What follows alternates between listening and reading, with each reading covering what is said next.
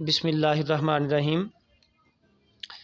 आज का हमारा टॉपिक क्वेसेंट पॉइंट से रिलेटेड है। हम इस लेक्चर में क्वेसेंट पॉइंट को डिफ़ाइन करेंगे, इसी को हम क्यू पॉइंट भी कहते हैं। तो हम आज के लेक्चर में क्यू पॉइंट को डिफ़ाइन करेंगे और ट्रांजिस्टर में क्यू पॉइंट की इम्पोर्टेंस को डिस्कस करेंगे। तो पहले हम इसको डिफ़ाइन कर लेते हैं। इसकी स्टेटमेंट है, it is a point on DC load line, a point on DC load line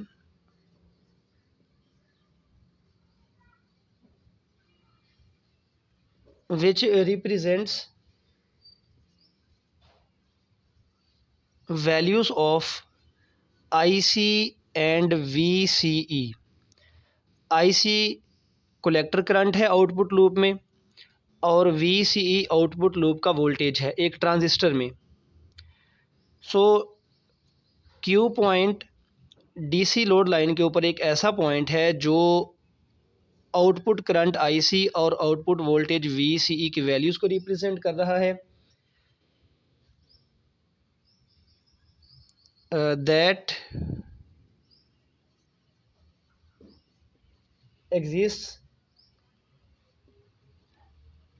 exist in a transistor.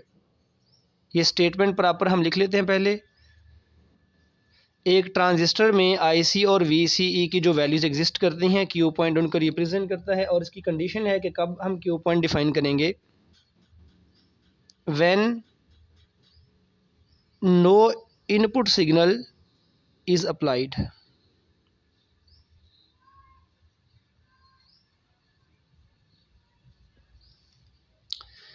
इस स्टेटमेंट को एक दफ़ा फिर समझ लीजिए। Q point DC load line के ऊपर एक ऐसा पॉइंट है जो ट्रांजिस्टर में IC और VCE की वैल्यूज़ को शो कर रहा है जब हमने कोई इनपुट अप्लाई नहीं किया। जब हम इनपुट अप्लाई करेंगे तो फिर हमारे पास IC और VCE का रिलेशन और तरह से होगा। वो भी करैक्टरिस्टिक्स हम पहले पढ़ चुके हैं। अब हम देखते हैं कि एक लोड लाइन को किस तरह से ड्रॉ किया जाता है। फिर उस लोड लाइन के ऊपर हम क्यू पॉइंट को और उसकी इम्पोर्टेंस को मज़ीद डिस्कस कर लेंगे। तो फ़र्ज़ करें कि हमारे पास कॉमन एमीटर कॉन्फ़िगरेशन में एक ट्रांजिस्टर मौजूद है। एमीटर टर्मिनल जो है ये इनपुट और आउटपुट के अक्रॉस हम कॉमन रखेंगे। तो ये उसकी सर्किट डायग्राम,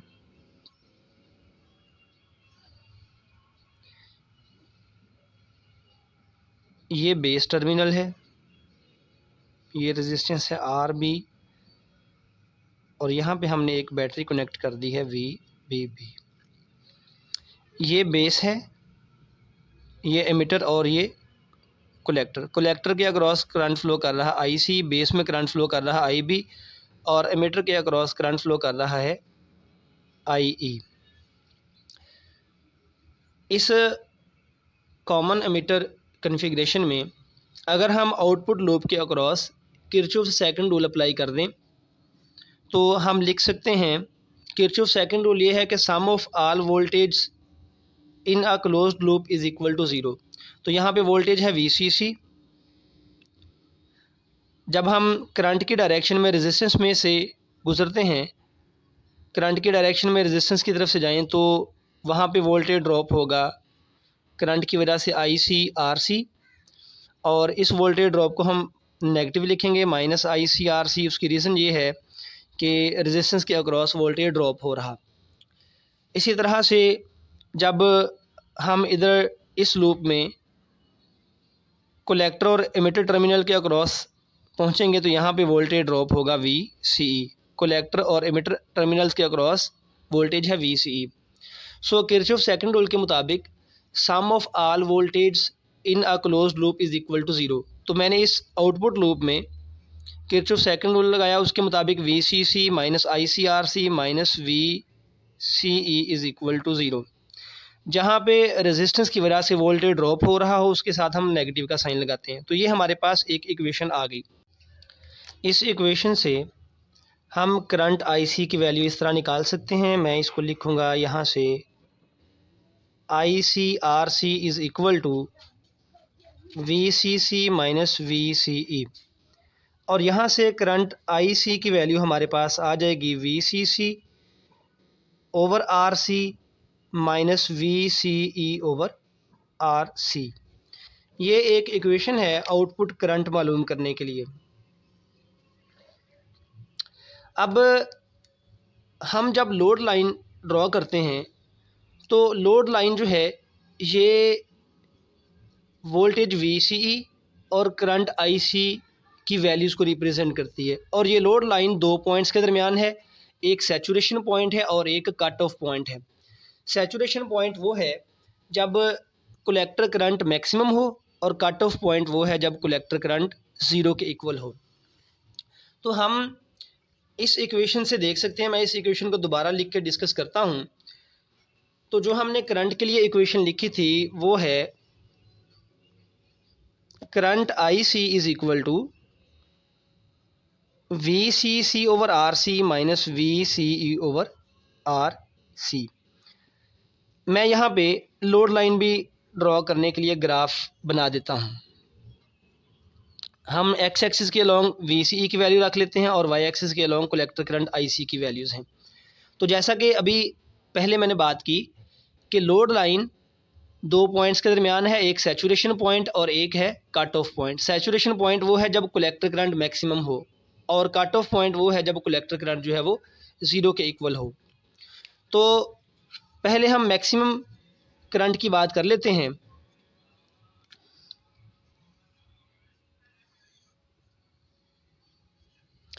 अगर ये VCE की वैल्यू ज़ीरो के इक्वल हो तो कलेक्टर करंट मैक्सिमम होगा। ये टर्म्स कांस्टेंट हैं, ये वाली टर्म इसमें से माइनस हो रही। जब VCE की वैल्यू ज़ीरो होगी तो इस टर्म में से कुछ माइनस नहीं हो रहा होगा और IC की वैल्यू मैक्सिमम होगी। तो अगर हम VCE और IC के दरमियान ग्राफ ड्रा करते हैं तो हम देख सकते हैं कि जब VCE की वैल्यू ज़ीरो होगी तब कलेक्टर करंट मैक्सिमम होगा। सपोज़ ये मैक्सिमम करंट की वैल्यू है, तो मैं यहाँ पे लिख देता हूँ, यहाँ पे IC मैक्सिमम है जिसे हम सैचुरेशन करंट भी कह सकते हैं, और IC की वैल्यू मिनिमम तब होगी जब VCE की वैल्यू मैक्सिमम होगी। और एक ट्रांजिस्टर में VCE की मैक्सिमम वैल्यू हो सकती है VCC के इक्वल। एक ट्रांजिस्टर में हम ट्रांजिस्टर की बाइसिंग के लिए जो बैटरी VCC लगाते हैं उसके इक्वल VCE की वैल्यू मैक्सिमम हो सकती है। तो जब VCE की वैल्यू VCC के इक्वल होगी, ये दोनों टर्म्स सेम होंगी, तो हमारे पास कलेक्टर करंट ज़ीरो हासिल होगा। और जब कलेक्टर करंट ज़ीरो होगा तो हम उसको इस एक्सिस के ऊपर यहाँ पे किसी पॉइंट से शो कर देते हैं। सपोज यहाँ पे करंट ज़ीरो है और यहाँ पे VCE की वैल्यू VCC के इक्वल है। ये वाला जो पॉइंट है, इस पॉइंट को हम बोलते हैं कट ऑफ पॉइंट, जब आउटपुट में कोई करंट फ्लो ना कर रहा हो और जब आउटपुट में मैक्सिमम करंट हो तो इस पॉइंट को हम नाम देते हैं सैचुरेशन करंट का। तो ये जो दो पॉइंट्स हैं, इन दोनों पॉइंट्स को अगर हम एक स्ट्रेट लाइन से ज्वाइन कर दें तो वो लाइन ये स्ट्रेट लाइन लोड लाइन कहलाती है। ये कट ऑफ पॉइंट और ये सैचुरेशन पॉइंट। तो सैचुरेशन पॉइंट और कट ऑफ पॉइंट के दरमियान हम जो लाइन ड्रा करते हैं उसको हम नाम देते हैं load line. This is load line. और फिर से एक दफ़ा देख लीजिए कि लोड लाइन हम ड्रॉ करते हैं उन दो पॉइंट्स के दरमियान जब करंट मैक्सिमम हो और जब करंट मिनिमम हो। मैक्सिमम करंट तब होगा जब VCE की वैल्यू ज़ीरो के इक्वल होगी, इस इक्वेशन के मुताबिक जो हमने आउटपुट लूप में इक्वेशन फाइंड की है। और कलेक्टर करंट मिनिमम तब होगा जब VCE की वैल्यू मैक्सिमम यानी VCC के इक्वल होगी। तो ये हमारे पास लोड लाइन है। इस लोड लाइन के ऊपर हम अगर IC और VCE की वैल्यूज़ को किसी एक पॉइंट से रिप्रेजेंट कर दें, सपोज़ यहाँ पे मैं एक पॉइंट लगा देता हूँ, तो ये पॉइंट जो है ये वोल्टेज VCE की किसी वैल्यू को शो कर रहा है और उसके अकॉर्डिंग करंट आईसी की वैल्यू को रिप्रेजेंट कर रहा है।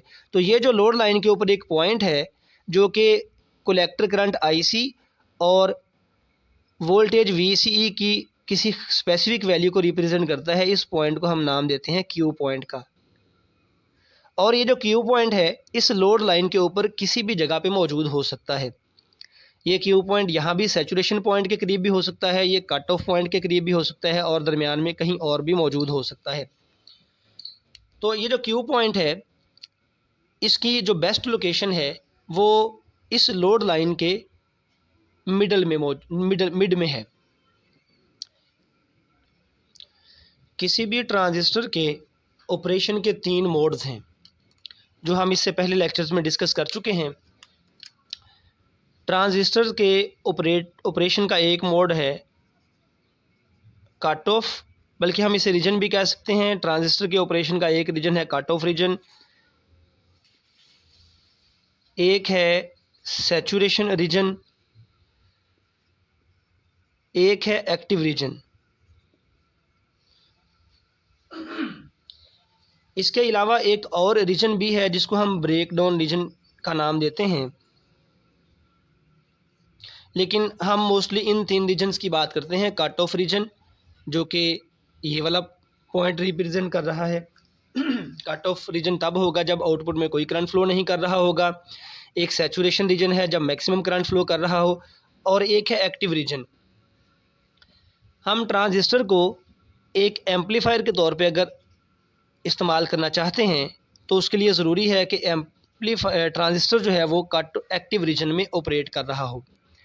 और एक्टिव रीजन जो है ये कट ऑफ और सैचुरेशन पॉइंट्स के या रीजन्स के दरमियान में मौजूद होता है, मिड पे। तो क्यू पॉइंट जो है इसकी बेस्ट लोकेशन ये है कि ये लोड लाइन के सेंटर में मौजूद हो, यानी सैचुरेशन पॉइंट और क्यू पॉइंट के और कट ऑफ पॉइंट के दरमियान में क्यू पॉइंट मौजूद होगा।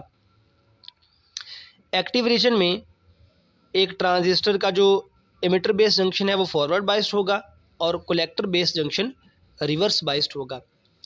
इस जगह पे जब सैचुरेशन पॉइंट है तब VCE की वैल्यू 0 है, जब कट ऑफ है तब VCE की वैल्यू मैक्सिमम है VCC के इक्वल। तो अगर हम मिड पॉइंट की बात करें जहाँ पे हमने क्यू पॉइंट की बेस्ट लोकेशन का जिक्र किया है, तो इस जगह पे VCE की वैल्यू होगी मिड पॉइंट पे VC is equal to VCC/2। तो ये जो क्यू पॉइंट है ये क्योंकि एक्टिव रीजन को रिप्रेजेंट कर रहा, तो हम एक ट्रांजिस्टर के बारे में ये बात करते हैं कि ट्रांजिस्टर क्यू पॉइंट पे अपनी मैक्सिमम आउटपुट देता है। एक्टिव रीजन में ट्रांजिस्टर क्यू पॉइंट की इम्पोर्टेंस के बारे में हम थोड़ा सा जिक्र कर लें।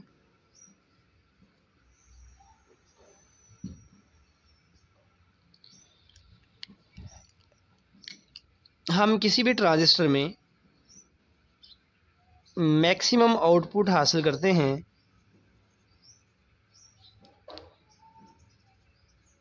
Around Q point. Maximum output हमें हासिल होगी क्यू पॉइंट पे, और क्यू पॉइंट पे जो हम आउटपुट सिग्नल हासिल करेंगे उसमें डिस्टॉर्शन नहीं होगा और सिग्नल जो है उसमें क्लिपिंग भी नहीं होगी। क्यू पॉइंट के और भी नाम जो हैं वो इस्तेमाल होते हैं, उन नामों को भी डिस्कस कर लेते हैं।